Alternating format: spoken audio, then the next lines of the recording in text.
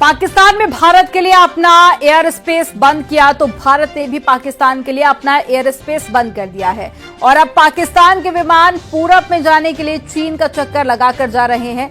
जाहिर है कि भारत के एयर स्पेस स्ट्राइक से पाकिस्तान की जो एयरलाइन है उसकी कमर जरूर टूटेगी। आपको रिपोर्ट दिखाते हैं इसी से जुड़ी हुई।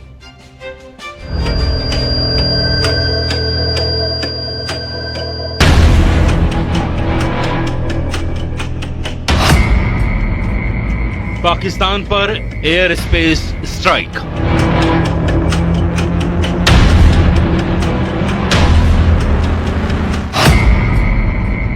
जल प्रहार के बाद वायु प्रहार।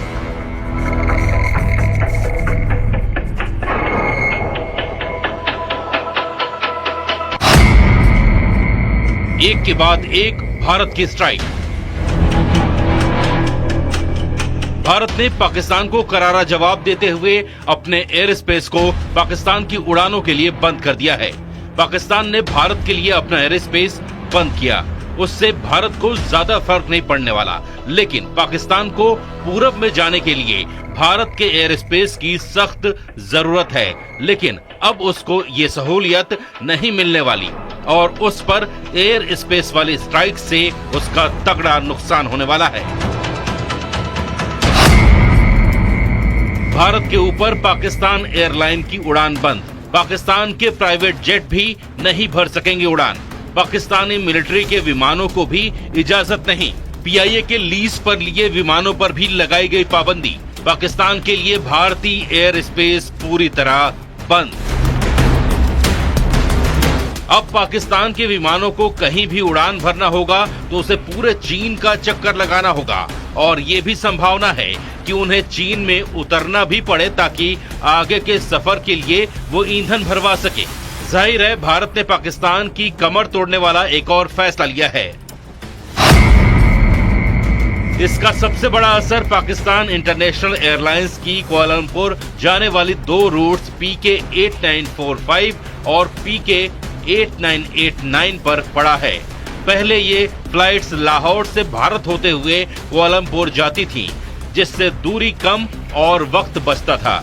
लेकिन भारत के एयर स्पेस बंद करने के बाद अब इन्हें चीन होते हुए जाना पड़ रहा है।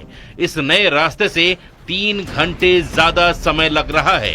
कल से ही ये फ्लाइट्स नए रास्ते पर उड़ान भर रही हैं।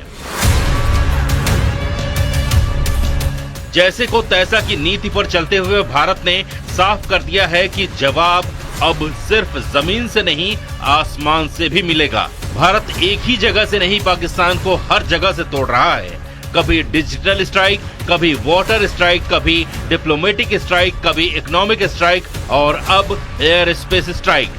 वही पाकिस्तान ने अपना एयर स्पेस बंद करके खुद अपने पैर पर कुल्हाड़ी मारी है और उसे लाखों करोड़ डॉलर की चपत लगने लगी है। पाकिस्तान को भारतीय विमानों से मिलने वाली ओवर फ्लाइट फीस का अब नुकसान उठाना पड़ेगा। एक बोइंग 737 के लिए औसतन $580 और बड़े विमानों के लिए इससे भी ज्यादा फीस पाकिस्तान को मिलती थी। जानकारों के मुताबिक हर दिन करीब 2 से 2.4 लाख डॉलर की चपत पाकिस्तान को लग सकती है। लैंडिंग, पार्किंग और अन्य शुल्क जोड़ लें तो कुल नुकसान $3.5 लाख तक पहुंच सकता है। इससे पहले पुलवामा हमले के बाद भी पाकिस्तान ने भारतीय विमानों के लिए एयर स्पेस बंद किया था और उस दौरान उसे करीब $100 मिलियन का घाटा उठाना पड़ा था। लेकिन इस बार उसे दोहरी मार पड़ने वाली है।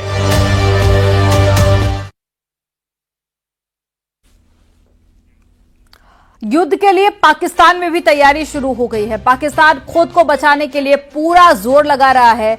लाहौर और साथ ही रावलपिंडी से लेकर जो रिपोर्ट सामने आई है उससे पता चल रहा है कि जनरल मुनीर ने कम से कम 20 अड्डों पर फौज की तैनाती बदल दी है। आपको रिपोर्ट दिखाते हैं।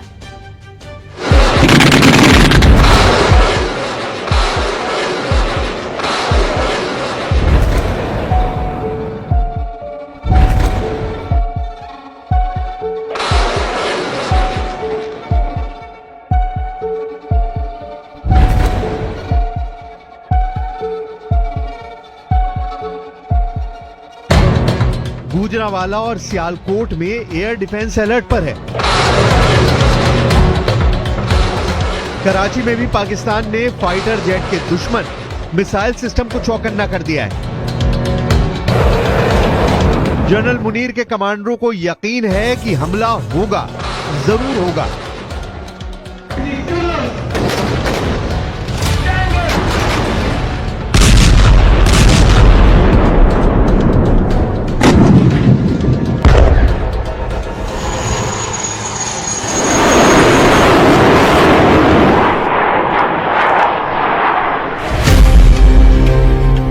पाकिस्तान के पास 3 तरह के एयर डिफेंस सिस्टम हैं जो चीन से लिए गए हैं। पहला है FM-90 जिसकी रेंज 15 किलोमीटर तक है। दूसरा है HQ-16, इसकी रेंज 70 किलोमीटर तक है।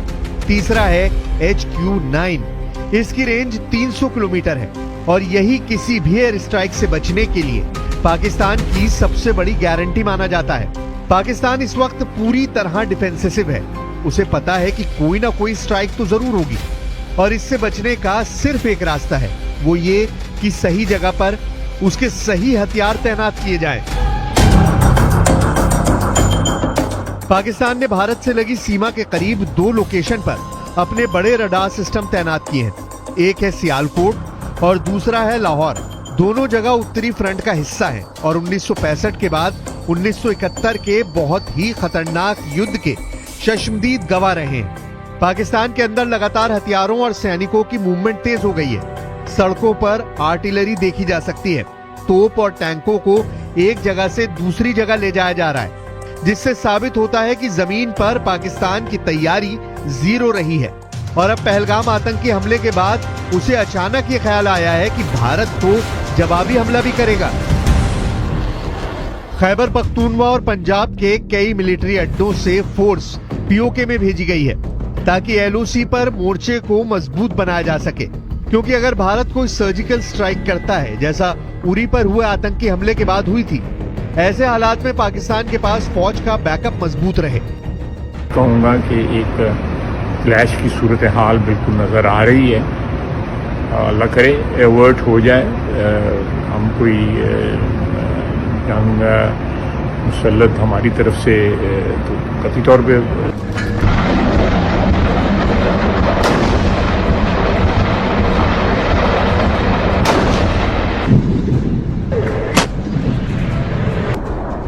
पाकिस्तान पूरी तरह घिर चुका है। आसमान, जमीन और समंदर, तीनों मोर्चों से पाकिस्तान को अटैक का खतरा सता रहा है।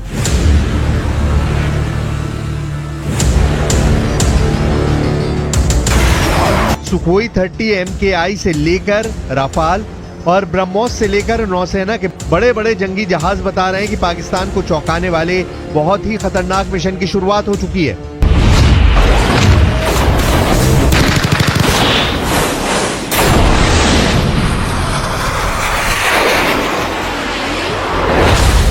जनरल आसिम मुनीर को पता है कि उनको बहुत बड़ा सरप्राइज मिलने वाला है।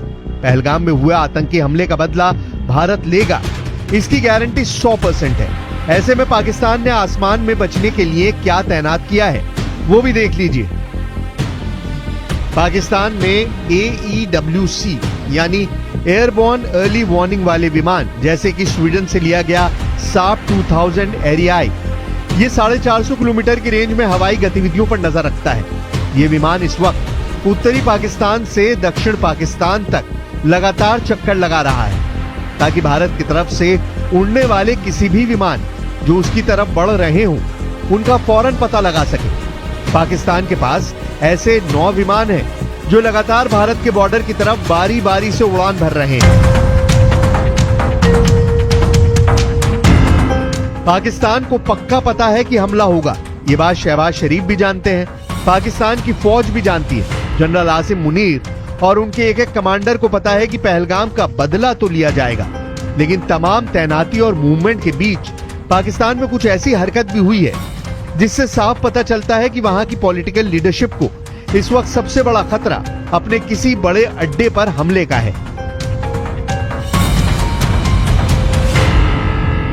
Our valiant armed forces remain fully capable and prepared to defend the country's sovereignty and its territorial integrity against any misadventure, as clearly demonstrated by its measured yet resolute response to India's reckless incursion in February 2019.